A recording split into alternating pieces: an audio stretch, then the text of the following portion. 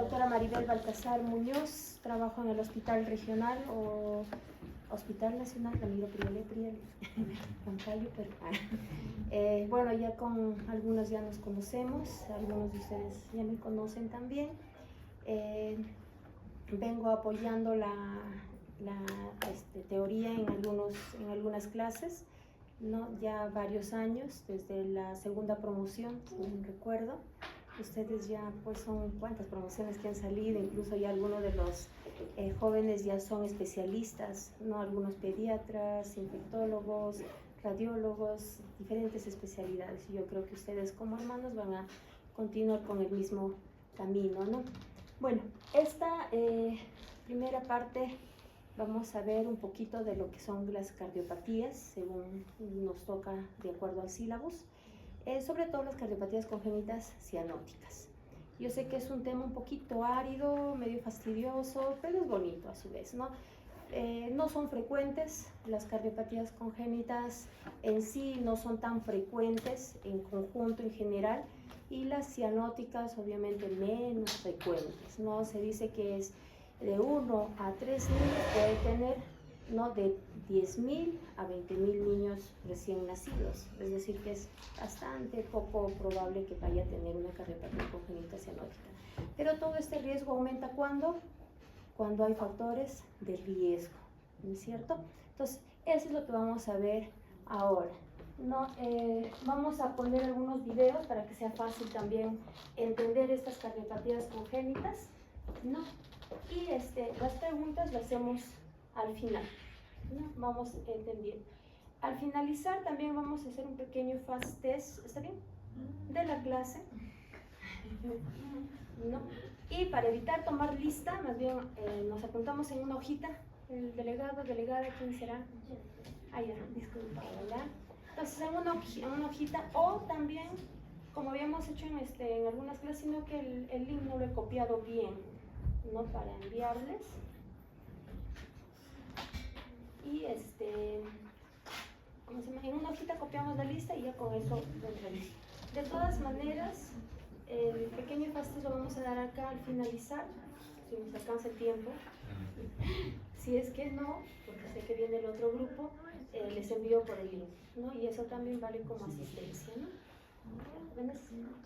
Bueno, en esta oportunidad vamos a hablar acerca de las cardiopatías congénitas cianóticas, ¿no? Como les decía, no son tan frecuentes, felizmente, ¿no? Pero vienen a integrar un grupo de enfermedades, ¿no? Que tienen algún tipo de problema, trastorno en la formación del corazón, ¿no? Tiene algunas alteraciones en la estructura del corazón, y a estos defectos, sobre todo en la formación, se deben cuando en el periodo embrionario. Nosotros sabemos desde que el paciente, o mejor dicho, el recién nacido se forma, ¿no? Ya se va formando el corazón hacia los 18 días postconcepción, ¿no? Notamos acá que a los 20 días empieza a haber unos tubos endocárdicos, lo que más adelante van a formar las diferentes cavidades de nuestro corazón. Hacia las 35 semanas, como ustedes pueden ver, vamos a apuntar con nuestro lásercito, se ve mejor, ¿no? No, vamos a ver que ya está formado todas las principales, o sobre todo 4 cavidades y las principales arterias, ¿no? Arteria pulmonar y la aorta. Y termina su formación hacia las 8 semanas. Por ello, que cualquier problema, trastorno de salud, radiación, incluso no consumo de algunos medicamentos, alimentos, podría generar algún problema en el desarrollo, ¿no? de este corazón. Y no solo del corazón, sino también de diferentes órganos y sistemas. Por ello es que el primer trimestre de la gestación es de vital importancia, ya que en este periodo estamos netamente en formación, ¿no? De ahí viene la importancia de que nosotros, cuando vayamos a hacer nuestro trabajo preventivo promocional, que es el SERUM, no hagamos nuestras charlas, no vayamos a los centros educativos, centros comunales, ¿no? Y hablemos acerca del cuidado del primer trimestre de la gestación. En cuanto a la formación de nuestro corazón, sabemos que a las 8 semanas ya está totalmente formado el corazoncito y empieza a latir, ¿no? En cuanto a las cardiopatías, nosotros vamos a encontrar diferentes tipos, entre ellos cortocircuito izquierda-derecha, las lesiones obstructivas y las cardiopatías congénitas cianóticas. Las cianóticas también pueden tener, ¿qué cosa?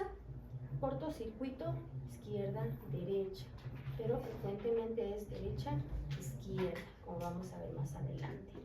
Estas cardiopatías congénitas se definen como la anomalía estructural del corazón o de los grandes vasos infratorácicos.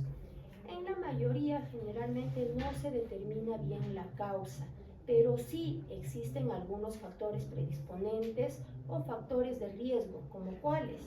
Ya habíamos mencionado algunas infecciones, sobre todo en el primer trimestre, rubiola, sarampión, algunas enfermedades hereditarias, síndrome de Down, DiGeorge, Turner, entre otras, el consumo excesivo de drogas, alcohol, ¿no? Tabaco, entre otras, y también, ¿no? Algunas enfermedades crónicas como la diabetes mellitus, por ejemplo, ¿no? El consumo de algunos otros medicamentos, fenilcetonuria, ¿qué otro medicamento?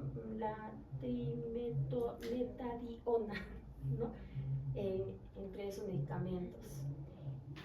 La malformación congénita viene a ser una de las anomalías congénitas más frecuentes.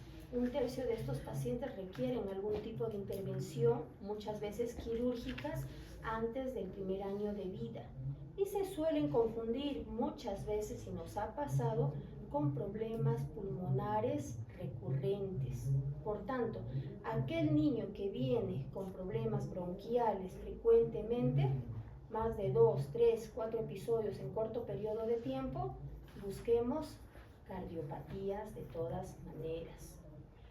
Las cardiopatías congénitas constituyen, ¿no?, alrededor del 12%, ¿no?, de las principales causas de mortalidad post-neonatal, como vemos acá. ¿No? Entre la primera causa de mortalidad sabemos que son los problemas respiratorios, eso no va cambiando, ¿no? Y 12% alrededor, ¿no? Alrededor de este 12% son las cardiopatías congénitas en general. Sabemos que el corazoncito, este es nuestro corazoncito, podemos verlo, ¿no? Es un órgano que tiene músculo. ¿Sí se escucha, no? Vale. Y no solo músculos, sino tiene 4 principales cavidades: aurículas, ventrículos y 2 principales arterias, arteria pulmonar y la aorta. Además, dentro de estas cavidades, ¿qué vamos a encontrar? Las válvulas, ¿no? Diferentes válvulas, tanto la tricúspide y la mitral, las válvulas aórtica, la válvula pulmonar, y también estas están inervadas por el simpático y parasimpático para que puedan, ¿qué cosa? Impulsar el estímulo nervioso a través de sus fibras de Purkinje, a través de ¿qué? Las de His, ¿no? Y esta pueda dar ¿qué? El cronotropo, ¿qué más? Inotropo, ¿no? Del corazoncito, para que esta ¿qué? Pueda impulsar la sangre, ¿no? Acá lo podemos ver mucho mejor. Está nuestro corazoncito, vemos las principales cavidades. ¿Cuál es la principal función? ¿Qué es lo que hace nuestro corazoncito? ¿No? Recoge sangrecita desoxigenada por las cavas, ¿no? Y luego ¿a dónde se va? ¿No? A la aurícula izquierda, ¿no?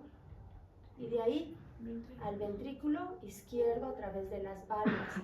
Y de esta es impulsada la sangre por la arteria pulmonar, ¿no?, hacia el pulmoncito donde se va a oxigenar.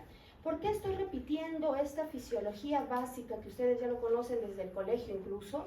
Porque hay una patología muy importante que habla de la transposición de grandes vasos, ¿no? Cuando va la sangrecita hacia el pulmón se oxigena y esta es repartida ¿a dónde? No, regresa, ¿no?, a nuestro corazoncito a través de ¿dónde? De las venas pulmonares, ¿no? Y ingresa, como lo vemos acá, a la aurícula derecha, ¿no? Ay, izquierda, perdón. Izquierda. Estamos ya. De ahí al ventrículo izquierdo y de ahí pasa a la aorta para que pueda pasar a diferentes partecitas de nuestro cuerpito. Esta es la fisiología normal de nuestro corazoncito. Por tanto, cuando se ve algún tipo de alteración, ya sea a través de las válvulas, ya sea a través de la conformación o estructura de este corazoncito, va a ser representado van a representar las diferentes cardiopatías. Comúnmente o frecuentemente nosotros vamos a encontrar ¿qué tipo de cardiopatías?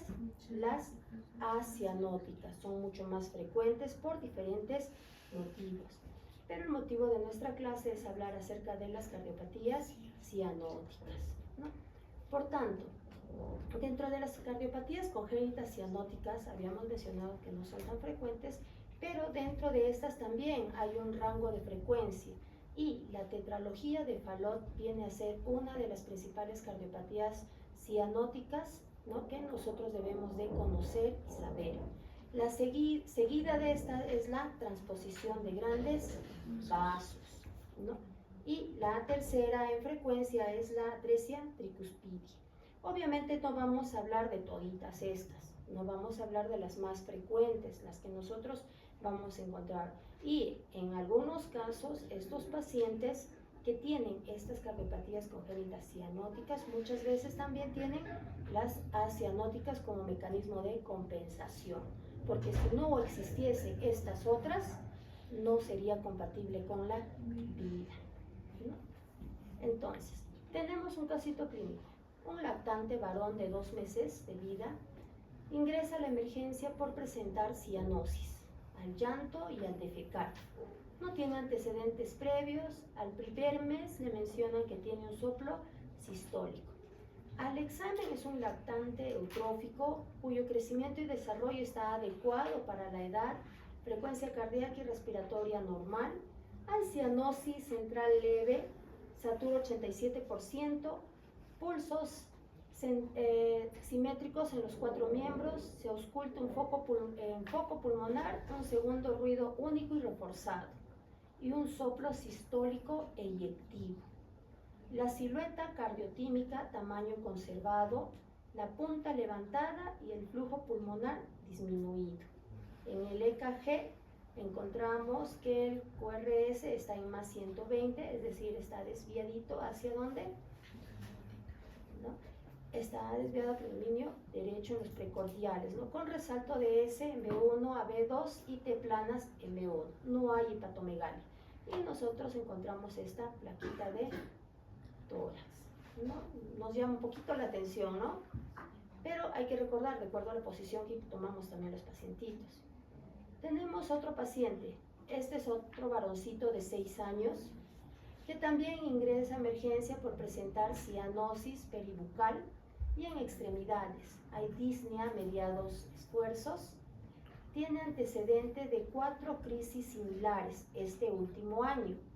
Desde el nacimiento, cuadros recurrentes de cianosis peribucal y diaforesis al alimentarse, es decir, suda mucho cuando lacta o cuando come, ¿no? Al primer año de vida le encuentran un soplo sistólico, que cuando lo evalúan le dicen que es funcional. Al examen encontramos retraso del desarrollo, cianosis peribucal y acrocianosis con una saturación de 73%.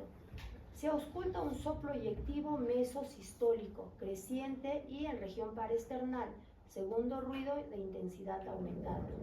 La hemoglobina está en 17.3.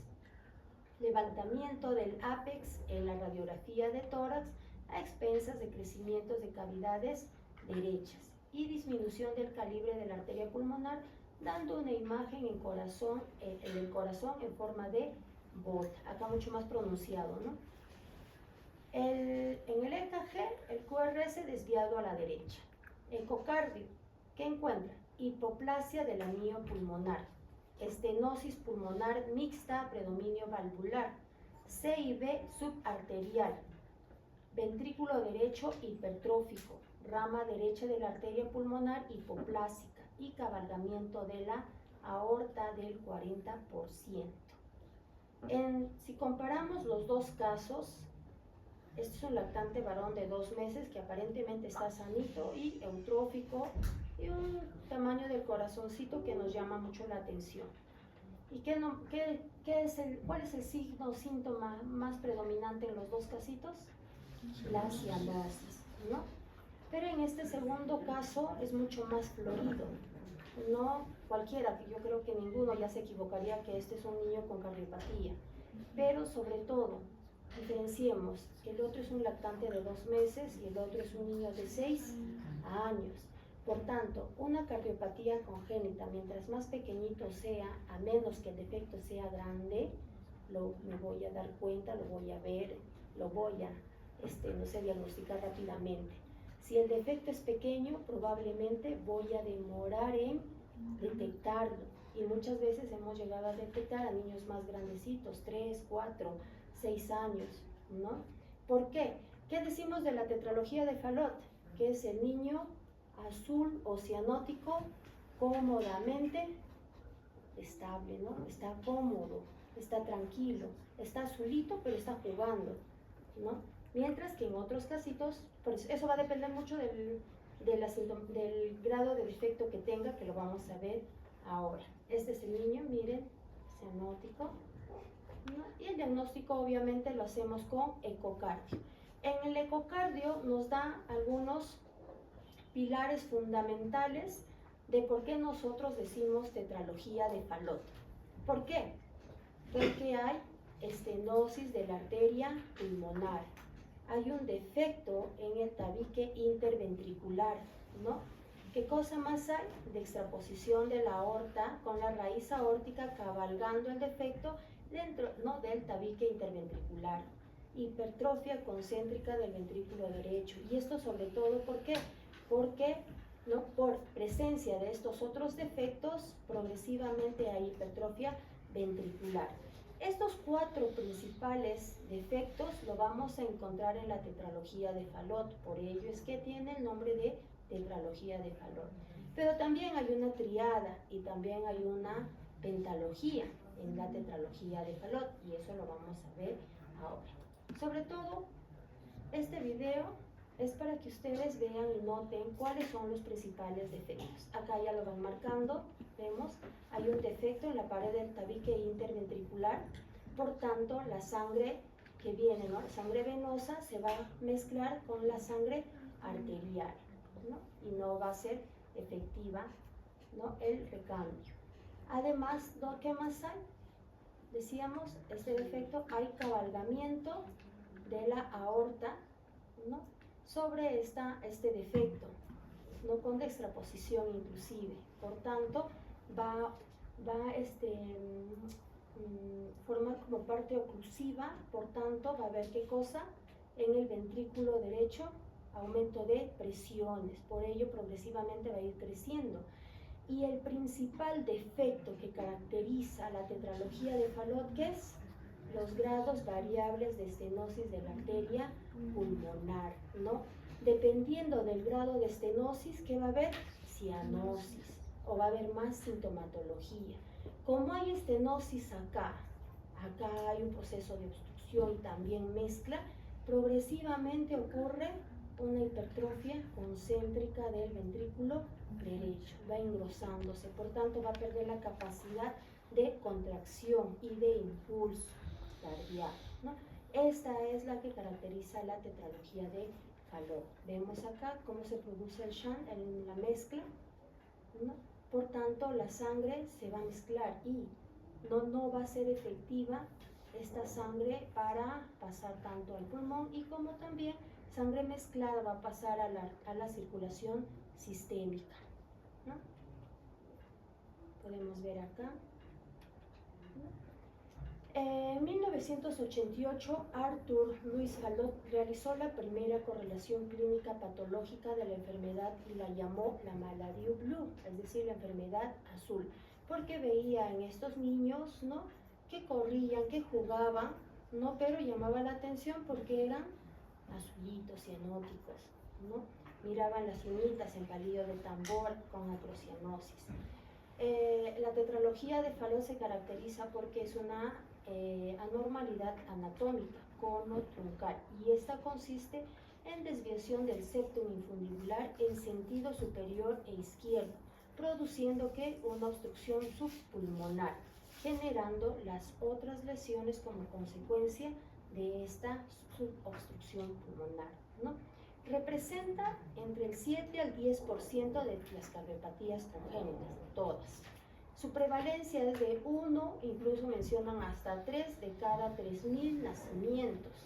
La incidencia va de 5 a 7 de cada 10.000 nacidos vivos. Y la incidencia de recurrencia en hijos de padres con tetralogía de Fallot es de 1.2 a 8.3%, ¿no? También hay que recordar, ¿no?, que su distribución generalmente está estimada, ¿no?, en pacientes adultos con cardiopatías, sobre todo en Estados Unidos, porque ahí es donde han hecho más estudios, aproximadamente de 1 millón, de los cuales se estima que el 15% tienen tetralogía de Fallot. La supervivencia, conforme ha pasado los años, también ha mejorado. En total, todas las cardiopatías tenían una supervivencia entre 30 y 40 años de vida, e incluso en la fecha pueden llegar a sobrevivir a más tiempo, ¿no? En cuanto a la tetralogía de Fallot no reparada, tienen una tasa de supervivencia estimada al 66% al año de vida, 40% a los 3 años de vida, 11% a los 20 años de vida, 6% a los 30 años de vida y 3% a los 40 años de vida. ¿Por qué llega a sobrevivir más? Porque probablemente tenía un defecto menor, ¿no? ¿Y por qué llega a fallecer al año de vida? Porque el defecto probablemente era mayor o tenía más defectos, ¿no? O era mucho más intenso la sintomatología que este paciente tenía y podía incluso enfermar por diferentes motivos. Del 75 al 80% de estos pacientes no son sindrómicos. El paciente tiene un defecto cardíaco aislado en cuanto a la tetralogía de Fallot. Y de un 20 a 25% sí está asociado a una enfermedad sindrómica, entre ellas las principales cromosomopatías, entre cuál es la más frecuente? Síndrome de Down, ¿no? También tendremos los síndromes de lección 22q11.2, que es el que va desde el síndrome de Discharge, el síndrome de Springsteen o la de velocardio facial. Generalmente no es muy leve, ¿no?, la sintomatología que va a presentar, pero existen diferentes mutaciones genéticas que no necesariamente están relacionados a las enfermedades sindrómicas, pero ya esto es hablar de genética de repente, que no lo vamos a entender ni yo, ¿no? Pero lo que sí es importante mencionarlo es que 75-80% no son sindrómicos, son cardiopatías aisladas, y del 20 al 25% sí, ¿no?, vamos a encontrar cardiopatías. Por ello es que siempre, si nace un niño con síndrome de Down, sí o sí le buscamos cardiopatías congénitas, ¿no? Algunos niños no tienen, qué bueno, ¿no? Qué bueno, pero la mayoría sí lo tienen. Por tanto, estamos en la obligación de buscar. Síndrome de Turner, también, ¿no? Síndrome de Discharge, también buscamos, ¿no? Ahora, la tasa de supervivencia, como decía, ha superado, cuando hay intervención médica, ya sea médico o quirúrgico, obviamente la tasa de supervivencia se llega a estimar a 70-80% por encima de los 60 años, ¿no? Sin intervención médica, ya vemos que hacia los 40 años menos del 3% llega a sobrevivir, pero con intervención médica, ya sea quirúrgica o no, entonces sí, el rango de supervivencia aumenta, ¿no? Y más aún, si no son las cardiopatías acianóticas, pueden llegar a ser una vida tan normal como cualquier otra persona. Los factores de riesgo asociados ya lo habíamos mencionado, prenatales como rubiola, varicela también, citomegalovirus. Durante el embarazo, alcohol, tabaco, ¿no?, la mala alimentación de la madre, la diabetes, las alteraciones genéticas, entre ellos, ¿no?, el síndrome de Down y las otras cromosomopatías. Ahora, Decíamos por qué se habla de tetralogía de Fallot y cuál es el principal problema, sobre todo el grado de obstrucción, ¿no? O el grado de estenosis que se encuentra en la pulmonar, ¿no? Y esta puede ser valvular, supravalvular o de las ramas pulmonares, ¿no? Y la consecuencia hemodinámica va a depender mucho del grado de obstrucción de esta arteria pulmonar. Si la obstrucción o la estenosis de esta arteria pulmonar es leve, ¿no? El paciente presentará sintomatología de una cardiopatía acianótica. Por tanto, no necesariamente el paciente debe estar cianótico. Cianosis solo lo voy a ver cuando llora, grita, tiene hambre o de repente cuando hace algún tipo de esfuerzo. Por tanto, el shunt podría ser de izquierda a derecha, ¿no? A través del CID y presentarse la sintomatología como una acianótica. Pero si la obstrucción de esta arteria al flujo pulmonar ya es moderada, severa, por tanto, el flujo será ya no de izquierda a derecha, sino de derecha a izquierda, a través de esta comunicación interventricular. ¿Y qué es lo que frecuentemente vamos a ver? Paciente cianótico, ¿no? Y si la obstrucción es ya muy importante, que obstruye totalmente el flujo de salida, ¿no? Este paciente se va a manifestar no solo con cianosis, sino también con hipoxemia y muchas veces, ¿qué va a pasar? Va a ser crisis de hipoxia. Estos pacientitos pueden manifestarse con crisis de hipoxia y es lo más característico. ¿Y qué hacemos frente a esto? Se desmaya, le pongo oxígeno, nos desmayamos con el paciente, ¿no? Bueno, decíamos que el principal problema era el flujo de salida, ¿no? A través de esta estenosis de la arteria pulmonar. Si este paciente tiene sintomatología leve o el grado de obstrucción es leve, va a presentarse como una cardiopatía cianótica. Por tanto, el paciente va a estar ¿qué? Con polipnia, es decir, aumento de la frecuencia respiratoria, incluso taquipnia, la profundidad, aumento de problemas respiratorios, de estar con disnea, sudoración, no baja o pobre ganancia ponderal o estancamiento de esta, ¿no? Y se va a representar como una acianótica, decíamos. A esta nosotros la podemos conocer como el Fallot rosado o acianótico, con una leve estenosis del flujo de salida. También conocemos al Fallot clásico o cianótico, ¿no? Cuando hay una estenosis moderada. Y el Fallot extremo o pseudotruncus cuando la estenosis es severa. Eso sobre todo para conocer. Pero el principal problema del niño que tiene una gran obstrucción al flujo de salida, ¿no? Se va a ver representado por hipoxemia y por crisis de hipoxia. Y esta, ¿cuándo se presenta? Sobre todo cuando hay un aumento agudo en la obstrucción de la salida del ventrículo derecho. Más esfuerzo hace, va a tener que hacer más presión y no va a poder salir, por tanto, ¿qué va a pasar? Va a disminuir las resistencias vasculares sistémicas. Y este paciente, ¿qué va a presentar?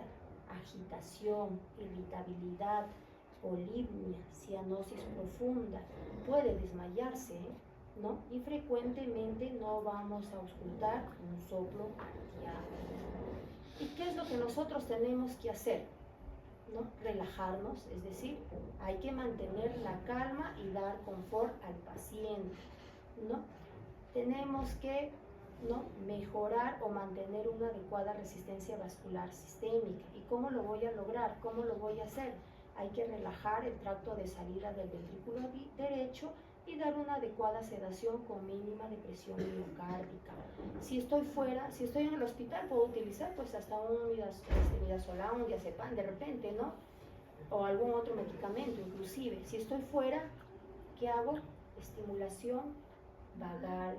Trato de relajar al paciente tranquilo, me tranquilizo yo y tranquilizo al paciente, ¿no? ¿Qué más hacemos? Posición en cuclillas, ¿no? Paciente, posición fetal, lo que le llamamos, ¿no? Y si estoy en un medio hospitalario, ¿qué hago? Oxígeno al 100%, la posición en cuclillas, con los muslitos, las piernitas flexionadas hacia el pecho, ¿no? puedo hacer estimulación vagal, trato de relajar a mi pacientito. Y si a pesar de eso no mejora, sulfato de morfina, ¿no? En algunos casos se puede utilizar midazolam, diazepam de repente para relajar también al paciente, ¿no? Entonces, eso nos ha ayudado. No necesariamente necesitamos intubar a estos pacientes, generalmente suelen recuperarse rápido, ¿no? Al examen físico, nuestro principal signo-síntoma va a ser la cianosis, ¿no? Y esto va a depender mucho del grado de obstrucción de la arteria pulmonar. Vamos a observar cianosis importante, dificultad respiratoria. En casos leves, paciente está cómodo, no respira tranquilo, ¿no? Pero en algunos grados severos sí va a haber dificultad y sed de aire, ¿no? A la palpación vamos a encontrar ¿qué cosa? Hiperactividad precordial por hiperdinamia del ventrículo derecho. Y es raro evidenciar en estos pacientes hepatomegalia. A la auscultación que habíamos mencionado, segundo ruido único. Y el soplo es eyectivo, no soplo sistólico, eyectivo. Este es el soplo. Soplo sistólico único, eyectivo. ¿Y qué vamos a encontrar también? Podemos hacer un EKG, ¿no es cierto?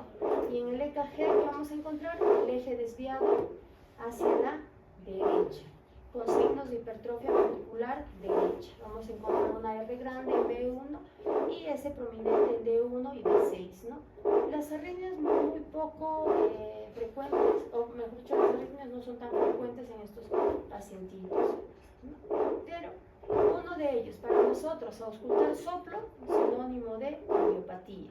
El EKG muchas veces no lo vamos a tener en nuestro centro de salud, en nuestro hospital, para poder realizar, ¿no?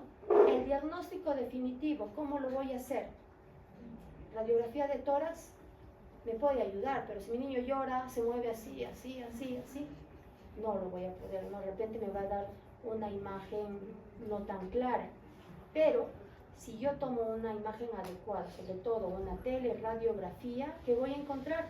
Un corazón en forma de sueco, en forma de bota, ¿no? Un 25 a 30% de estos tienen rectificación del borde derecho del mediastino. Este es el corazón en sueco. Podemos ver. El diagnóstico final, ¿con qué lo vamos a hacer? Con un ecocardio. ¿Por qué? El ecocardio me va a determinar, ¿no?, dónde están las principales cavidades y también qué defecto tiene, sobre todo si hay un defecto a través de esta tabique interventricular y cómo está la aorta, cómo está la arteria, el grado de estenosis que tiene la aorta. Si tengo dudas, ¿qué más hago? Tomografía, puedo hacer una resonancia magnética, ¿no? Y sobre todo, estos exámenes, tanto la tomografía como la resonancia, me van a ayudar sobre todo para el preoperatorio y el posoperatorio, no necesariamente para el diagnóstico.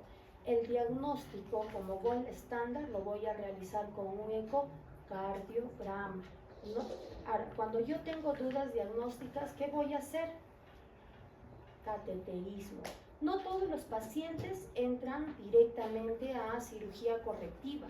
Hay que tener en cuenta que estos pacientitos tienen dos fases para el tratamiento, tratamiento médico y tratamiento quirúrgico.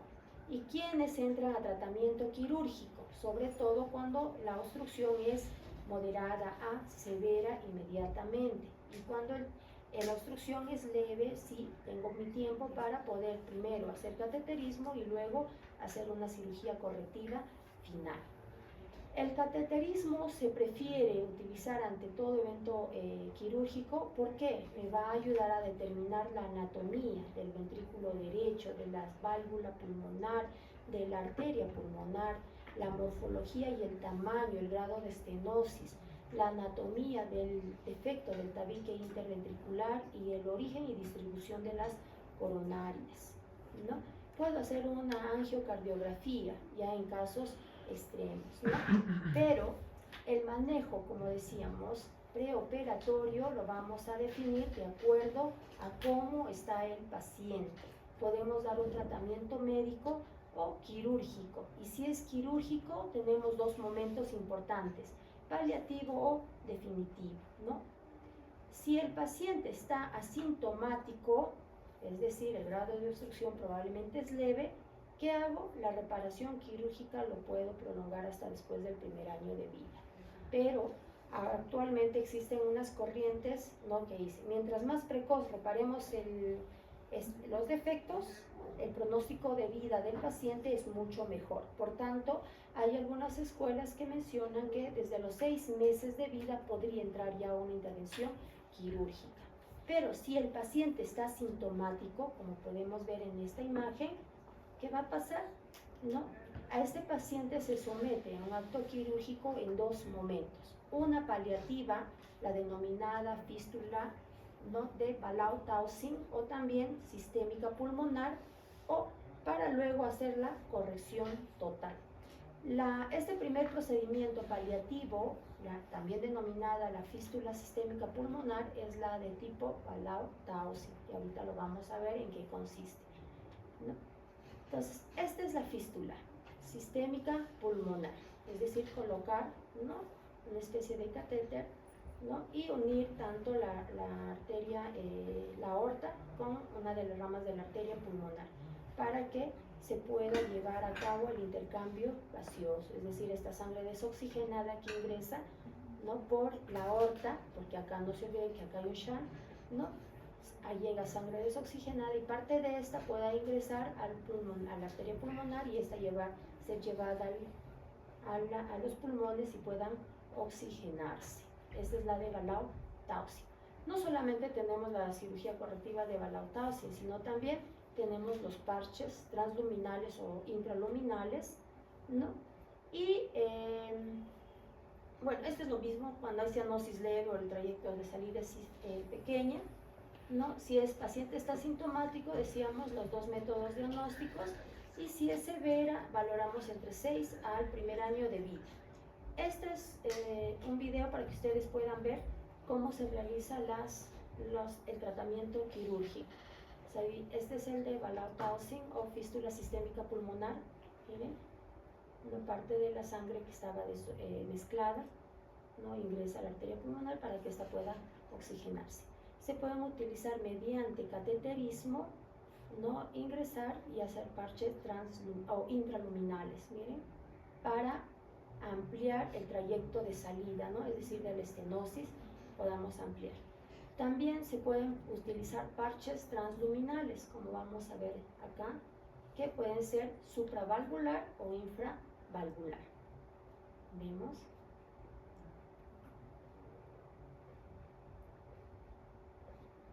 Y acá. Para luego reparar, ¿qué cosa? El defecto interventricular. Acá se amplía un poco y ayuda pues a la circulación, ¿no?, de esta sangre.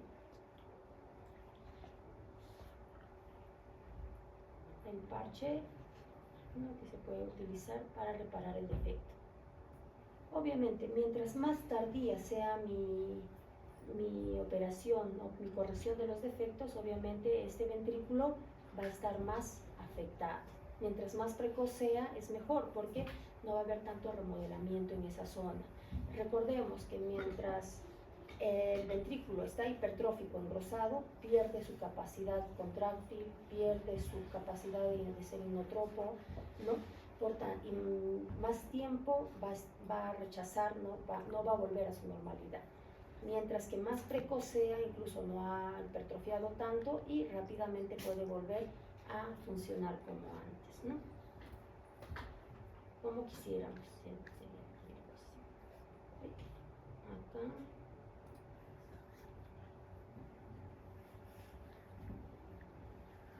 No quiero.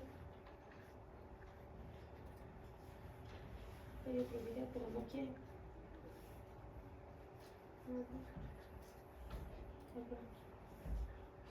Este es el que vimos. Ya. Este resumen, bonito es este video, por eso me gusta ponerlo.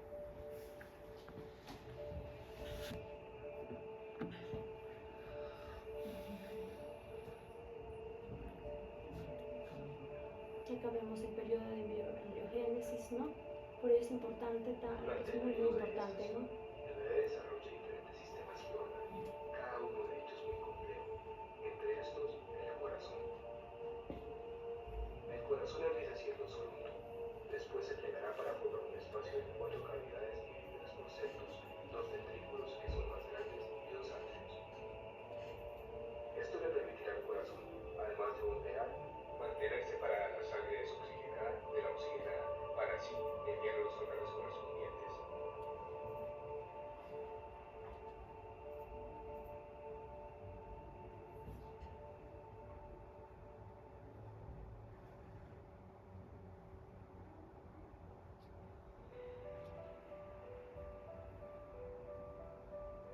Un corazón adecuadamente desarrollado recibe sangre desoxigenada en el lado derecho para enviar a los pulmones a través de la arteria pulmonar.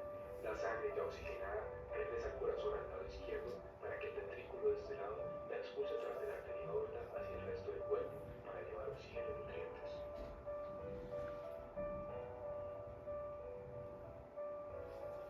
La tetralogía de Fallot es un defecto congénito, es decir, está presente al nacer. Esta enfermedad causa un bajo nivel de oxígeno en la sangre y consiste en 4 efectos diferentes, que incluyen abertura en el septo que separa los ventrículos. La aorta se desplaza al ventrículo derecho por la abertura, en vez de salir solo por el izquierdo. Obstrucción de la arteria pulmonar y engrosamiento de la pared del ventrículo derecho. La sangre desoxigenada del lado derecho se combina con la oxigenada del lado izquierdo.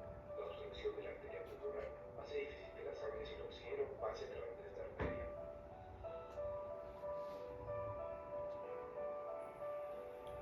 Esta sangre se difunde a través de la abertura entre los ventrículos.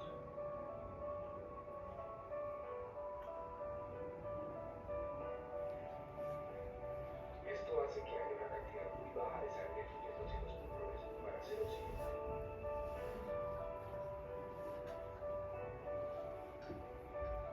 Ya que la sangre sin oxígeno se combina con la oxigenada, se produce una mezcla de ambos tipos de sangre que ocasiona anomalías en el ciclo cardíaco, disminuye el oxígeno disponible en la sangre y la saturación de oxígeno desciende.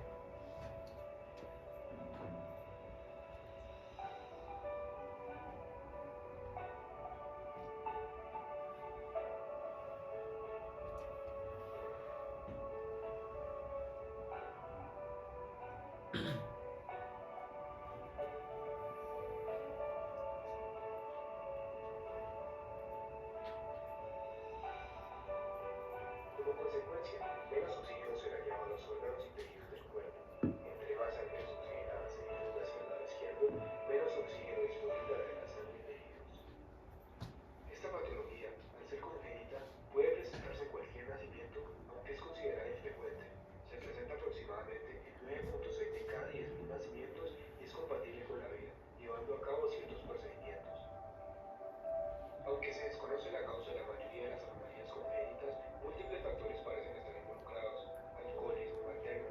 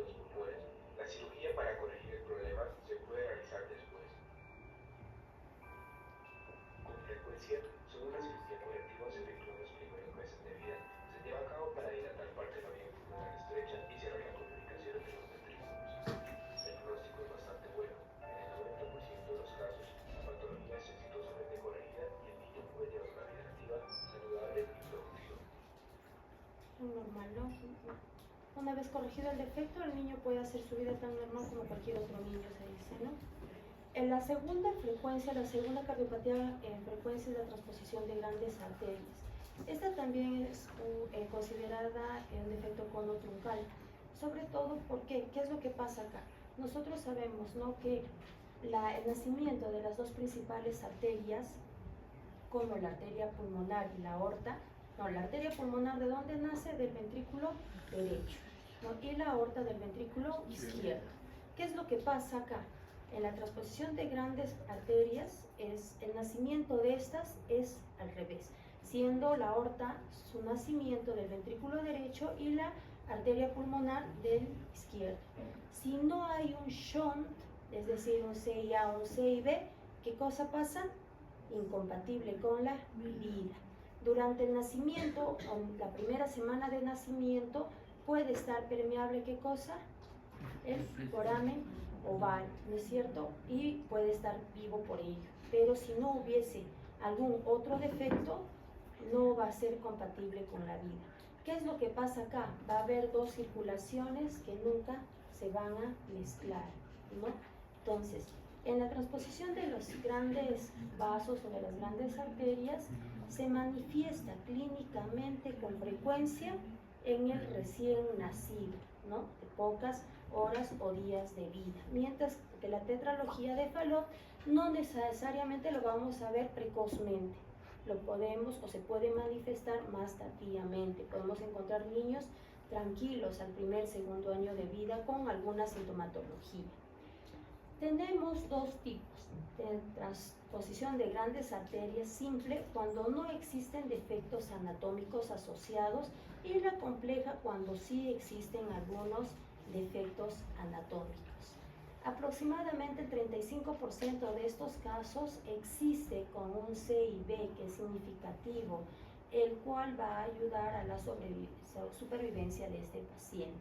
Algunos de estos tienen 10% coartación de aorta o interrupción del arco aórtico, y del 5 al 10% obstrucción del tracto de salida del ventrículo izquierdo. Las anomalías de las arterias coronarias van hasta un 30%, y es infrecuente la transposición de grandes arterias con estenosis pulmonar y sin CIB. Estos pacientes suelen clasificarse también en tres formas, ¿no? La transposición de grandes arterias con septum íntegro. Obviamente, si el septum está íntegro, ya sea interauricular o interventricular, no es compatible con la vida. Durante ese primer mes de vida, el 95% fallece. El 60-70% de los casos son varones. Menos del 10% tiene anomalías extracardíacas, al contrario del truncus con 48%, el CIB 34% y la tetralogía de Fallot al 31%. Sin tratamiento, 30% de estos pacientes mueren en la primera semana de vida, 50% en el primer mes de vida y el 70% en los primeros 6 meses de vida. Decíamos que se clasifica, ¿no? 1. Transposición de grandes arterias con septum íntegro, es alrededor del 95% muere en la primera semana de vida. Se presenta con cianosis, la cual suele ser intensa sin signos de dificultad respiratoria, con posterior aparición de acidosis metabólico de difícil manejo. ¿Por qué está con sobrevida este paciente? Porque probablemente está todavía permeable el ductus, pero ya se va a cerrar, ¿no? La sintomatología es bien clara: cianosis desde el momento de nacimiento, con dificultad respiratoria, taquipnea, disnea, ¿no? Segundo es la transposición de grandes arterias con comunicación interventricular. Viene a ser la más frecuente de estos tres tipos, y esta suele presentar cianosis desde el primer mes de vida, ¿no?, produciéndose un shunt. No suele presentar otros síntomas fuera de los derivados de la acidosis metabólica. Pueden evolucionar a hipertensión pulmonar y ser irreversible hacia el 6º mes de vida. Y el tercero es la transposición de grandes arterias con CIB y estenosis pulmonar. Grados variables de estenosis pulmonar encima, limpiñoso ese paciente, ¿no? Encima tiene CIB, al menos el CIB ayuda, ¿no?, a su supervivencia de este pacientito, pero tiene grados variables de estenosis, por tanto, También va a haber hipertrofia del ventrículo y otros defectos que va a conllevar, ¿no?, a que este paciente aumente la sintomatología clásica. Sabemos, ¿qué es lo que pasa? La sangre normalmente habíamos mencionado que llega, ¿no?, sangre venosa desoxigenada hacia la aurícula derecha, pasa al ventrículo derecho y de ahí, ¿no?, va a pasar al ventrículo derecho a la aorta y de ahí a la circulación sistémica. Ay, Dios mío, esto es lo que pasa. Normalmente, ya me viendo esto ya me confundo. Normalmente, ¿qué es lo que pasa? Llega la sangre desoxigenada, ¿no? ¿A dónde llega? A nuestra aurícula derecha. Pasa al ventrículo derecho. De ahí a la arteria pulmonar y se va a ir a nuestro pulmoncito, ¿no?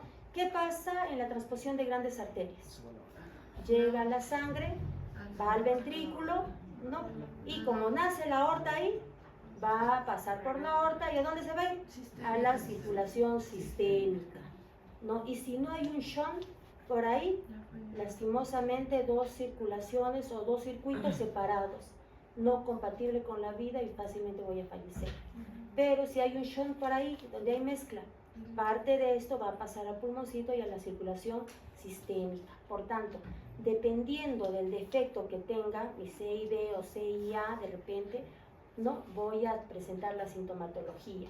Para mala suerte, si tengo el tipo 3 con estenosis pulmonar, es más fuerte todavía, ¿no? Entonces, va a depender qué defecto tengo y cuáles son los mecanismos de defensa de mi corazoncito para presentar la sintomatología que tiene, ¿no? Pues hasta ahí sí me entendieron, ¿no? Y viendo esto yo me... ¿no? Por tanto, si el paciente tiene transposición de grandes arterias más septum íntegro, en un primer momento va a estar cómodo. ¿Por qué? Porque hay un foramen oval que lo está compensando. Pero durante esta primera semana va a empezar a presentar la sintomatología. Por tanto, la transposición de grandes arterias en la primera semana de vida va a presentar sintomatología clave. Dependiendo de los defectos que tenga, ¿no?, va a realizar acidosis metabólica. ¿Qué más? Va a presentar toda la sintomatología de congestión pulmonar y muchas veces este paciente va a requerir, ¿qué cosa? Ventilación mecánica, ¿no? ¿Cómo hago el diagnóstico? ¿Qué necesito? Ecocardio, sí, puedo hacer, pero EKG le puedo hacer solamente, ¿qué es lo que voy a evidenciar? Netamente crecimiento ventricular derecho. ¿Puedo realizar una radiografía de tórax? Sí, ¿no? Y sobre todo voy a encontrar este signo clásico que es el huevo acostado sobre el diafragma izquierdo. ¿Quieren ver el huevo? Ahí está el huevo. Entonces no se olviden, transposición de grandes arterias, huevo acostado sobre el diafragma izquierdo. Hay crecimiento ventricular tanto derecho como izquierdo, ¿no?, en los tres tipos. El diagnóstico final lo vamos a hacer con un ecocardio.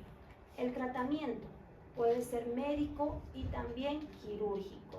Médico, ¿qué es lo que yo necesito? Que no se cierre, ¿qué cosa? Mi ductus, ¿no es cierto? Por tanto, puedo administrar prostaglandinas. Y el manejo preoperatorio, porque al final el tratamiento definitivo es quirúrgico, ¿no? Administro tanto prostaglandinas, puedo realizar una atroceptostomía de Rankin con balón, ¿no? Y el tratamiento final quirúrgico, ¿cuál viene a ser? La cirugía de Hatten, que lo vamos a ver en un video. Solemos, cuando hay un manejo preoperatorio, se suele incrementar la saturación venosa mixta y esta disminuye el consumo de oxígeno mientras nosotros realizamos relajación muscular, sedación y ventilación mecánica. Muchas veces estos pacientitos en la primera semana de vida ingresan a ventilación mecánica para relajar, ¿no?, todo el, ¿cómo se llama esto? La musculatura cardíaca, ¿no? El objetivo de realizar esto es mejorar la liberación de oxígeno, incrementando el gasto cardíaco con los agentes inotrópicos, ¿no? Además, optimizar su capacidad de transporte, ¿no?, de oxígeno, tratando muchas veces tratando la anemia en muchos casos, porque sabemos que la hemoglobina es un transportador ¿de qué? De oxígeno. Y si se realiza la angioseptostomía, muchas veces esta es efectiva y ayuda a prevenir sobre todo la hipertensión pulmonar, ¿no? Esta es la prostaglandina que se utiliza en estos pacientes. La cirugía correctiva quirúrgica de elección es la cirugía tipo Hatten, en la que va a tratar de estructurar, ¿no?, el nacimiento del corazón, o sea, de la arteria pulmonar y de la arteria o de la aorta, ¿no? Si el paciente presenta transposición de grandes arterias más C y B, entre el tercer y sexto mes de vida está indicado hacer la cirugía correctiva de Hatten.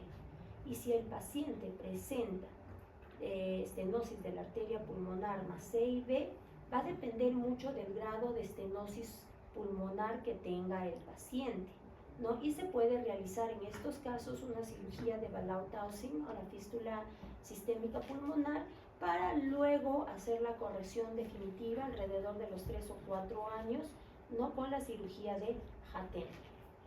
Este viene a ser la cirugía de Hatten. En el muy corazón de un interesante. bebé recién nacido, se pueden realizar operaciones delicadas de forma segura y se pueden corregir defectos complejos.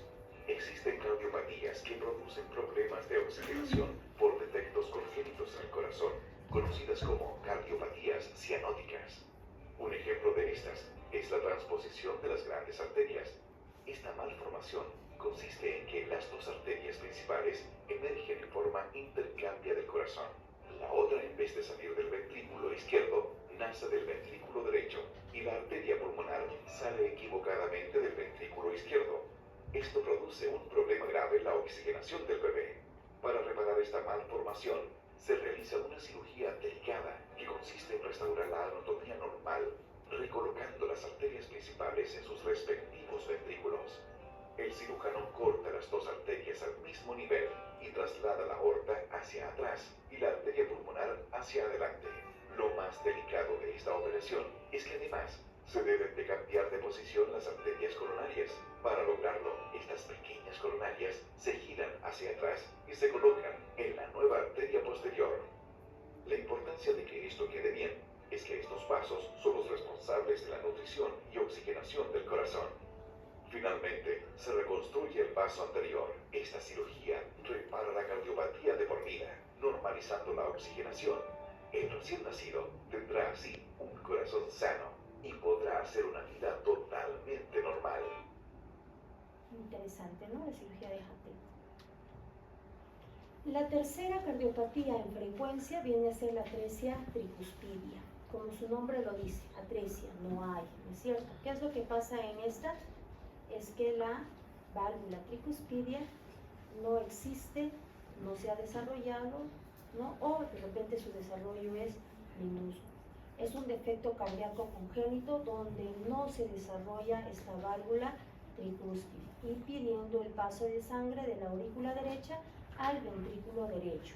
Por tanto, para que pueda haber un intercambio, ¿qué tiene que haber? Un defecto, ¿no? Sí o sí tiene que haber un defecto, porque si no, no ocurre intercambio, ¿no? Tiene que haber. Esto lleva a un flujo sanguíneo deficiente hacia los pulmones, ya que el ventrículo derecho está poco desarrollado. Puede haber ventrículo derecho, pero como no hay impulso, no hay estímulo, por tanto no va a haber buen desarrollo, ¿no? Y se va a hacer hipoplásico, no va a desarrollarse, ¿no? O su funcionabilidad va a ser rudimentaria, inclusive. Puede haber otro defecto, un CIB, ¿no?, haciendo que la sangre oxigenada del ventrículo izquierdo pase a este ventrículo poco desarrollado, ¿no?, y pueda, ¿no?, también llegar a ser un intercambio gaseoso. Representa menos del 3% de todas las cardiopatías congénitas y el 20% de los casos están asociados a otros defectos como mecanismo de compensación generalmente. La situación hemodinámica está definida sobre todo por el tamaño del CIA. Acá podemos ver, acá, vean, llega, no hay válvula, por tanto tiene que haber un CIA para que ocurra un intercambio, ¿no? y esta sangre ya se mezcla, pasa al ventrículo y en algunos casos puede haber un CIB también para que siga ocurriendo la mezcla. Por tanto, a la circulación sistémica y tanto a la circulación pulmonar va a entrar sangre mezclada.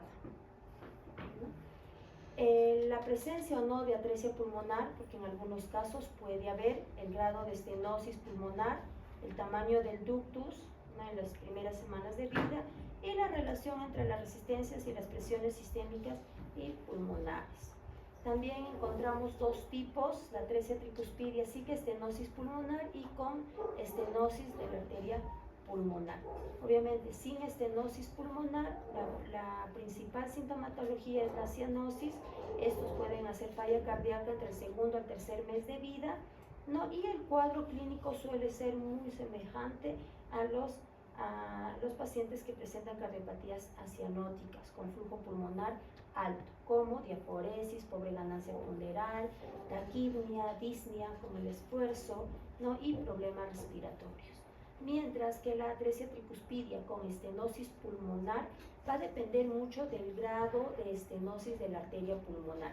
Mientras más obstruida está esta o más estenótica y no deja pasar el flujo de salida, por tanto puede presentar hasta crisis de hipoxia estos pacientitos. Suelen ser mucho más delicados, mucho más graves, ¿no? ¿Cómo hacemos el diagnóstico? No, ya, ¿para qué hago un EKG? No tengo encima, ¿no? Ya, ecocardio, de una vez busco al cardiólogo. Mentira. Primero, si no tengo un EKG o un ecocardio, sobre todo, una radiografía me puede ayudar. De repente no soy experta en EKG, pero la radiografía de tórax o una teleradiografía va a hacer qué cosa, que pueda medir mi índice cardíaco.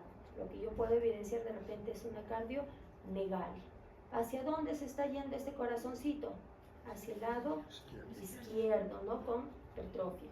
Acá vamos a encontrar crecimiento ventricular, sobre todo del lado izquierdo. Vamos a ver el signo del hachazo, otro signo importante a recordar en atresia tricuspidia, con flujo pulmonar disminuido por estenosis pulmonar asociada.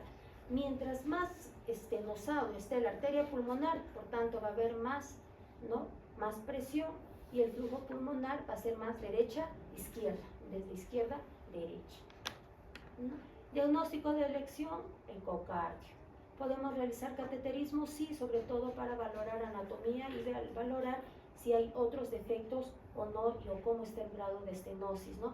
Y de repente no solamente hago tratamiento para cateterismo, para diagnóstico, sino también como tratamiento, porque por ahí puedo inyectar qué cosa, ¿no?, mis parches intraluminales, ¿no?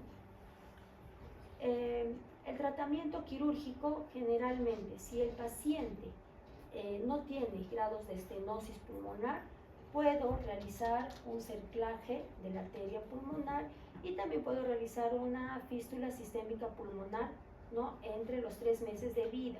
A esto le llamamos la fístula sistémica pulmonar de Balao-Taussig también, que utilizamos. Pero también existe una cirugía mayor que me va a ayudar a conectar tanto las venas cava superior con la rama de la pulmonar derecha. A esta la denominamos cirugía de Glenn-Patiño, sobre todo cuando hay grados variables de estenosis de la arteria pulmonar. En estos casos sí tengo que valorar una cirugía de Glenn-Patiño, ¿no? Del 6º mes en adelante y con el paciente en paliación está indicado realizar una anastomosis cavo-pulmonar, también denominada la cirugía de Fontan cavo-pulmonar total. Lo vemos acá, ¿no? Va a tratar de unir tanto la arteria pulmonar con una de las, ¿cómo se llama estas? De las arterias, las que vienen, las cavas, ¿no? Las cavas, tanto la cava superior o la cava inferior, ¿no? Es más o menos. Al final, el tratamiento correctivo definitivo van a ser quirúrgicos. Nuestra labor sobre todo es el diagnóstico. ¿Y por qué hablamos de cirugía? ¿Por qué hablamos de momentos? Porque ustedes van a orientar al paciente. Paciente que tiene diagnóstico de cardiopatía te va a presionar porque le hagan ya la cirugía de una vez, no ahorita, refiéreme, ya, por favor, me voy al IME inmediatamente. No, dependiendo de qué más tiene este pacientita, puede ingresar rápidamente o de repente hacer tratamiento paliativo y luego entrar al acto quirúrgico, ¿no? La cuarta en frecuencia viene a ser el troncus arterioso. ¿Qué es lo que pasa acá? ¿No? Que tanto la arteria pulmonar como la aorta salen de un tronco común. Podemos verlo acá en la imagen. Esto es lo normal. Vean, ¿no? Mi pulmonar y mi aorta, el nacimiento de estas. ¿Y qué es lo que pasa en el troncus arterioso? El nacimiento de estas dos grandes arterias tienen un tronco común, ¿no? Podemos acá. Y esto, ¿debido a qué?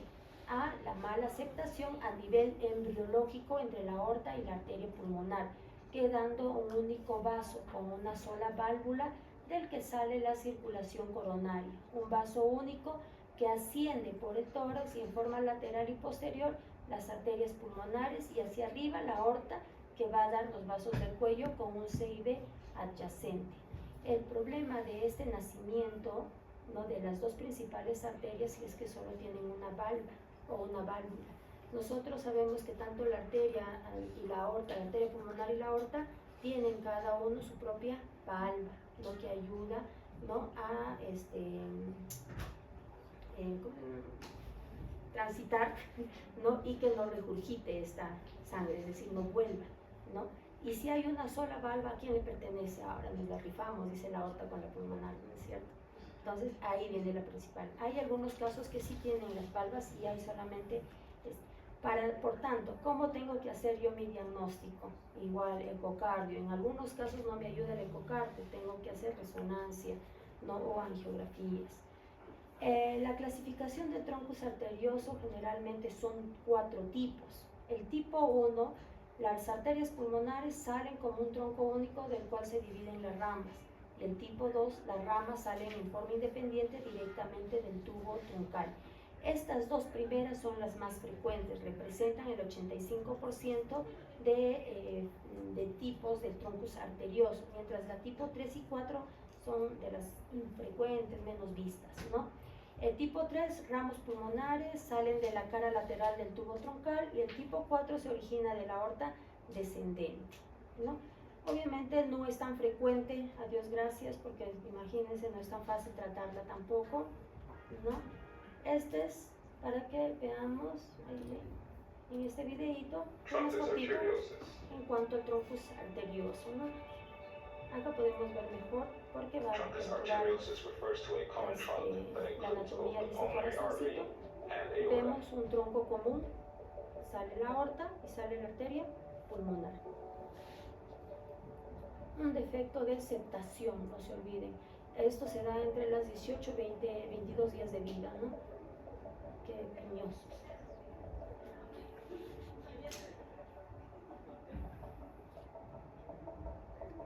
Tiene que haber un defecto en el interior. Si no hubiese un defecto, incompatible con la vida. Por tanto, tiene que haber un CIB para que ayude a la mezcla. Tiene que haber un shunt, como podemos ver en esta imagen, ¿ves?, dentro del tabique interventricular. A hole, called a VSD, between the bottom chambers allows blood to mix before entering the common trunk.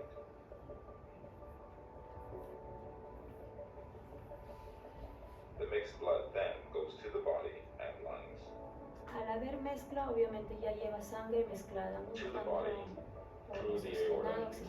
¿no? Y ahí es donde vienen los principales problemas y los síntomas de nuestros pacientes. As the baby ages, the blood pressure in the lungs drop, resulting in too much blood going to the lungs and causing congestive heart failure. Surgery is necessary to separate the pulmonary artery from the aorta.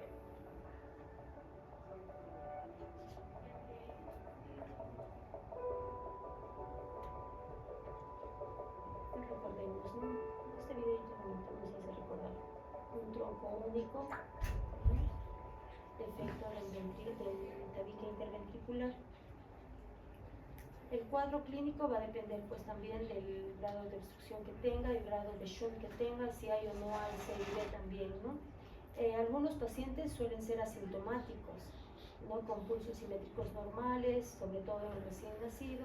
Pueden presentar un soplo sisto-diastólico en la base, grado 3-4, ¿no? Esto es debido sobre todo a una insuficiencia de la válvula troncal, ¿no? Y en el lactante menor, estas resistencias pulmonares suelen caer y encontrar ya signos de sobrecarga. Mientras más crezca este pacientito, va a haber signos sugestivos de falla cardíaca de alto flujo, como galope izquierdo, hipercinesia, taquipnia, dificultad de alimentación, diaforesis, aumento de la dificultad respiratoria con el esfuerzo, taquicardia al reposo, ¿no? El diagnóstico lo vamos a hacer con un ecocardio, pero se puede hacer un electrocardiograma, sí, ¿no? Y sobre todo vamos a encontrar P picudas, ¿no? La onda P es picuda y ancha como signo de crecimiento de las aurículas, ¿no? En la radiografía de tórax, sobre todo vamos a ver crecimiento de las cavidades, sobre todo ventriculares, y de la aurícula derecha. En este caso el diagnóstico de elección es con ecocardio, y se puede realizar también cateterismo cardíaco, sobre todo para ver la anatomía, ¿no?, del pacientito. El tratamiento médico generalmente está enfocado en prevenir los signos de falla cardíaca, por tanto se pueden administrar medicamentos que ayuden a permanecer abierto el foramen, o también en estos pacientes no está indicado dar oxígeno suplementario. Hay que tener cuidado porque esta puede favorecer la caída de las resistencias pulmonares, ¿no? Y el tratamiento, en caso de requerirse, debe ser con diuréticos y vasodilatadores sistémicos, buscando compensar al paciente para realizar la cirugía alrededor de los 3 meses de vida, ¿no? El acto quirúrgico consiste en aislar las ramas pulmonares y o el tronco pulmonar con sus ramas de la porción truncal inicial para colocar un homoinjerto de la pared anterior del ventrículo derecho a las ramas pulmonares, cerrar la C y B dejando la válvula truncal conectado completamente al ventrículo izquierdo y con la aorta, como podemos ver en esta imagen, ¿no? Troncus se cierra y se repara. Acá está la válvula que se puede colocar en la arteria pulmonar, no un injerto ya es realizar. Imagínense la cirugía tan especial que se puede realizar a estos pacientes. Obviamente el acto quirúrgico es bastante riesgoso, con riesgo de mortalidad inclusive, ¿no? La corrección quirúrgica consiste en cerrar la C y B con parche de forma que el truncus quede conectado al ventrículo izquierdo. Este es el parche, se cierra este C y B, ¿no? Y se coloca esta válvula, ¿no?, que es injerto, ¿no?, para que haya 2 circulaciones, ¿no?, en paralelo, ¿no?, para que ayude al intercambio gaseoso, ¿no? Esto en cuanto al truncus arterioso. Y la quinta en frecuencia, la anomalía de Einstein. Muchos han escuchado hablar de la anomalía de Einstein probablemente. ¿A qué se refiere esta anomalía de Einstein? Que corresponde a menos del 1% de las cardiopatías congénitas cianóticas, ¿no? Esta generalmente, ¿qué es lo que pasa? La válvula, esta válvula tricúspide, no está en su sitio. Su nacimiento es muy por debajo, ¿no?, del ventrículo derecho, ¿no?, o esta está desplazada hacia adentro, ¿no? Va a depender de qué tamaño está desplazada, si es 1 milímetro, 2 milímetros o más desplazada. Por tanto, va a producir ¿qué cosa? Regurgitación y atrialización de ese ventrículo. Por tanto, su funcionabilidad no va a ser la adecuada, no va a haber una buena capacidad contráctil para impulsar la sangre, ¿no?, para que vaya a oxigenarse. Además, el ventrículo derecho funcional, el que se contrae, queda reducido, ¿no?, su funcionabilidad, y se torna a ser hipoplásico, con poca o nada de funcionabilidad. Esta válvula tricúspide en el Einstein es muy anómala y tiene por lo general insuficiencia valvular, insuficiencia tricuspide, permitiendo que la sangre retroceda, es decir, regurgita hacia la aurícula derecha.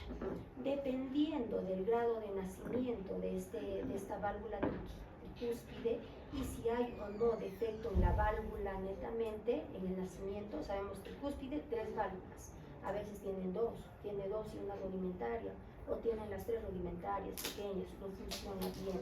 Dependiendo de qué tanto defecto tenga, va a ser la sintomatología. Si el defecto es mínimo y el nacimiento de esta válvula es mínima, generalmente el paciente va a llegar a vivir hasta viejito de repente y fallecer por otras causas.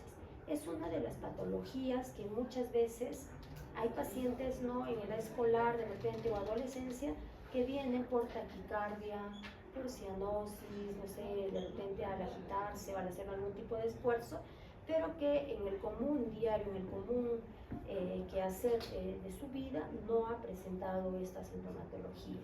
Podemos pasarla como una taquicardia de terminar muchas veces, ¿no? O que no le dio mayor importancia, descansó, me cansé pues a correr, ¿no? Me siento, ya descansé y no pasó nada, ¿no? La anomalía de Ebstein en algunas ocasiones se asocia también con otras malformaciones cardíacas. Si esta se asocia a otras malformaciones, obviamente va a tener mayor sintomatología. Y en algunos casos puede haber grados variables de estenosis de la arteria pulmonar. Si hay grados variables de esta estenosis, obviamente la sintomatología va a ser mayor. Hasta 1 de 4 pacientes con Ebstein presentan anomalías en el sistema de conducción eléctrica. Por tanto, pueden presentar ¿qué cosa? Taquicardias, taquiarritmias, ¿no? Aquellos pacientes que vienen taquicardia, mi corazón, y llegan al hospital, pasan tranquilos, están, ¿no? Entonces, esos pacientitos hay que buscar la anomalía de Ebstein. Existen diferentes grados de afectación de la válvula tricúspide y del ventrículo derecho, y consecuentemente las manifestaciones clínicas van a depender de esto, ¿no? Son muy variables, desde formas muy leves hasta formas graves, ¿no?, con coexistencia de otras malformaciones y ameritan obviamente tratamiento rápido. En el periodo neonatal, sobre todo en el primer mes de vida, se puede añadir, ¿no?, hipertensión arterial, ocasionando dificultad para que la sangre llegue en cantidad suficiente para que se pueda oxigenar. Dependiendo del grado de severidad del Ebstein y la hipertensión pulmonar que pueda presentar este paciente, podría incluso hacer crisis de hipoxia y fallecer. Hay que mantener el ductus abierto, es muy importante en los primeros meses de vida, ¿no?, hasta que se compense y ya el mismo corazón no pueda funcionar o darnos tiempo de detectar que otros defectos tenga este paciente. El ductus comunica la aorta con la arteria pulmonar, está permeable a la vida fetal, pero al nacer el niño tiende a cerrarse. Por tanto, los medicamentos nos ayudan a que este ductus permanezca abierto. Por ello, en esta anomalía también está indicado la administración de prostaglandinas. Existen niños y adolescentes, ¿no?, cuya clínica es variable dependiendo del grado de severidad. Algunos de estos niños presentan un soplo cardíaco y muchas veces decimos es un soplo inocente, ¿no?, y otras sintomatologías no tienen, mientras que otros pueden presentar cansancio fácil después de un ejercicio, intolerancia a los esfuerzos físicos. No, mi hijito es un vago, flojo es, decimos, ¿no?, pero no nos damos cuenta que se está agotando, se agota mucho más rápido que otros niños. Entonces sí amerita hacerle un chequeo, ¿no?, al menos. Y dado que el ventrículo derecho tiene disminuida su capacidad de bombear la sangre a los pulmones, este paciente puede presentar manifestaciones de síncope. Por ello es que estos pacientes que hacen síncope se estudian, no hacen taquicardia. El diagnóstico obviamente se hace con una ecocardia, ¿no? Podemos hacer un EKG, sobre todo vamos a ver crecimiento de la aurícula derecha. En el EKG puede haber bloqueo de rama, no se olviden, este está muy ligado al síndrome de, ¿no?, ¿cómo se llama?, taquicardia supraventricular, y al otro al igual Parkinson-White, ¿cierto? Entonces ya saben por qué, de dónde viene esta anomalía de Ebstein, ¿no? Pero como les decía, viene a representar grados variables, dependiendo del defecto, de dónde es el nacimiento y cuán afectado está esta válvula, ¿no?, va a presentar la sintomatología. No, si es muy leve, ni nos vamos a dar cuenta, y este paciente cuando fallece por otras causas tenía su anomalía de Ebstein, te van a decir, ¿no? Si el ventrículo derecho tiene un tamaño pequeño, pero suficiente, y además la válvula tricúspide es susceptible de reparación, se opta por una corrección biventricular en cuanto al tratamiento. La técnica de elección es, ¿no?, la valvuloplastía, en la que se repara esta válvula tricúspide.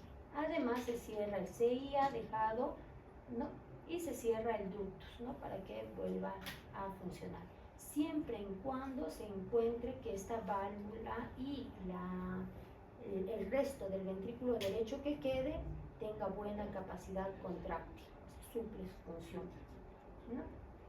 Si el ventrículo derecho es demasiado pequeño para que sea viable como bomba cardíaca o la válvula tricúspide difícilmente reparable, se opta por una corrección univentricular, ¿no? La colocación mediante cateterismo de un stent en el ductus para que ésta permanezca abierto sin necesidad de administrar prostaglandinas asegura que la sangre llegue a los pulmones en cantidad suficiente. Por tanto, mediante cateterismo tenemos que hacer que permanezca abierto el ductus. El cateterismo, habíamos mencionado, no solo es diagnóstico, sino también es terapéutico, ¿no? Y se puede realizar en estos casos también, ¿no?, la cirugía de Ballaud-Taussig o la sistémico pulmonar, ¿no?, en algunos casos, dependiendo también si hay estenosis o no de la arteria pulmonar. Y si el ventrículo derecho pequeño no ha crecido y sigue sin tener un tamaño y una función adecuada, se optará por una corrección univentricular definitiva que implica la realización de cirugía de Glenn, conexión entre de las venas cavas tanto superior o inferior con la arteria pulmonar. No, eso ya está a elección del cirujano cardiovascular, ¿no? Las venas cavas con la arteria pulmonar, esa es la de Glenn. O también se puede hacer la cirugía de Fontan, ¿no?, que conecta la cava inferior a las arterias pulmonares. Esta es la cirugía, la enfermedad de este. Miren acá, el nacimiento de la válvula tricúspide sobre todo. Epstein anomaly refers to a defect of the tricuspid valve. The tricuspid valve separates the right atrium from the right ventricle. El nacimiento de las valvas y lo que queda del ventrículo derecho, ¿no?, pequeño. Pero nuestro cuerpo es sabio, ese pequeño que queda tiene una funcionalidad tan igual como cualquier otro ventrículo, ¿no?, en algunos casos, no en todos. Por ello es que no, estos pacientes suelen vivir tan normal como cualquier otro en algunos. The tricuspid valve is displaced into the right ventricle. This is inside the right ventricle. En algunos casos esta válvula es insuficiente, no trabaja As a bien, por result, tanto, the ¿qué va a septal pasar? leaflet is tethered and Regurgita. the anterior leaflet is enlarged. The abnormal valve can lead to backflow of blood, referred to as regurgitation, into the right atrium. In Epstein anomaly, the right atrium is larger than normal. There is typically a PFO Es or importante que ASD, el ductus esté abierto, ¿no?, para que pueda haber intercambio. patent Si no, foraminovalle, or PFO, is a partially open hole between the top chambers. Atrial septal defect, or ASD, is a completely open hole between the top chambers. This is blood flow in Epstein anomaly.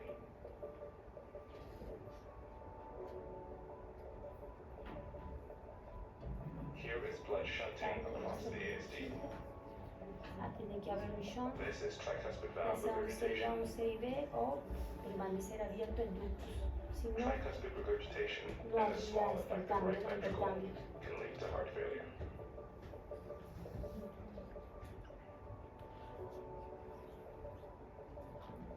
Esto en cuanto a anomalía de ¿no?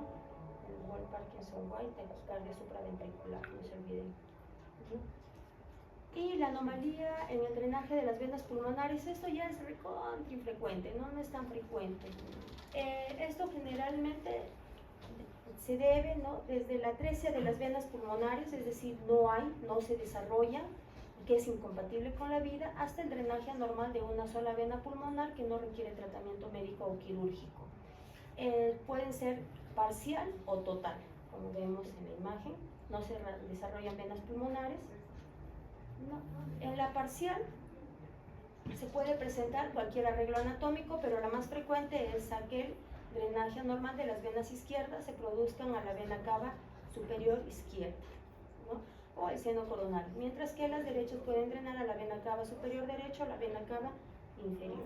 Y las totales, que tiene 4 subtipos, la supracardíaca, que representa el 26 al 36% de las venas pulmonares, el intracardíaca del 16 al 18%, la infracardíaca del 3 al 24% y las mixtas del 5 al 10%, ¿no?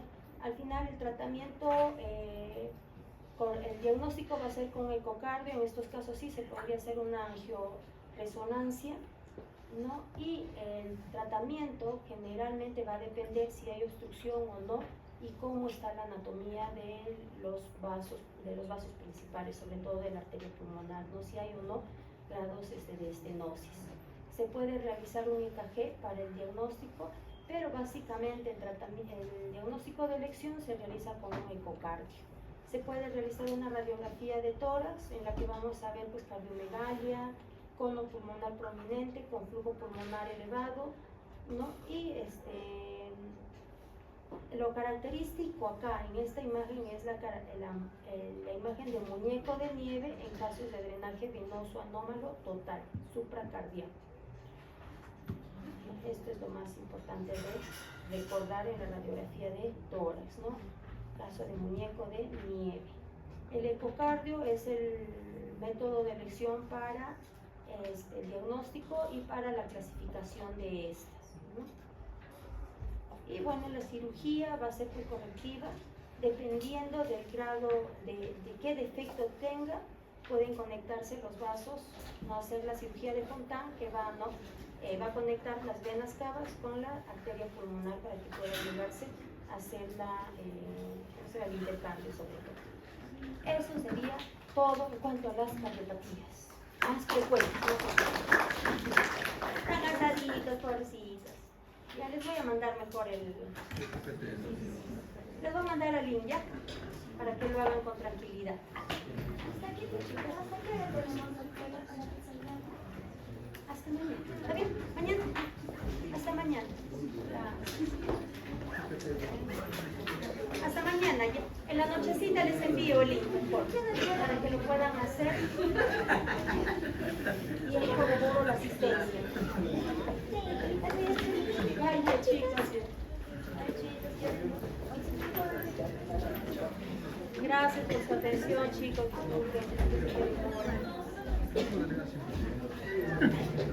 En el otro grupo.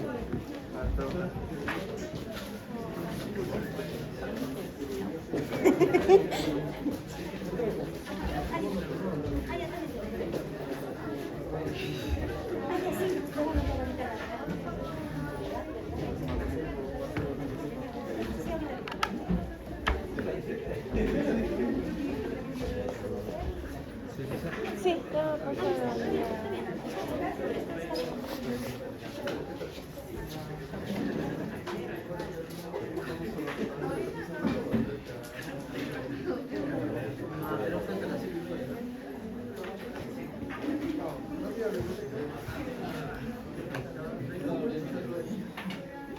Sí.